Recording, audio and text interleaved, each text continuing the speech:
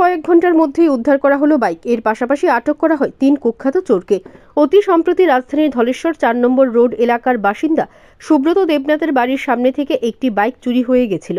এরপর সুব্রত দেবনাথ পূর্ব আগরতলা থানায় একটি অভিযোগ দায়ের করেন। সেই মোতাবেক পুলিশ একটি মামলা নিয়ে ঘটনার তদন্তে নামে। এরপর 3 কুখ্যাত চোরকে আটক করে পুলিশ। দীর্ঘদিন ধরে তারা চুরির ঘটনার সঙ্গে যুক্ত ছিল। এদেরকে জিজ্ঞাসাবাদের পর বাইপাস এলাকা থেকে 2টি চুরি যাওয়া বাইক উদ্ধার করে পুলিশ।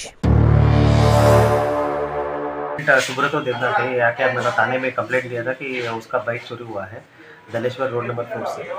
उसके बाद हम लोगों ने एसडीपीओ सदर का और ओसी ईस्ट का अंदर एक टीम बना के इसको एक स्पेशल ऑपरेशन बनाया। इसमें से अभी 3 लोगों को पकड़ा है। एक शंकर सरकार है 36 ईयर्स, ये बदरघाट का है एटी नगर, और एक प्रणब सरकार है, ये आमतली का है, और एक दीपंकर रॉय और एडी नगर का है।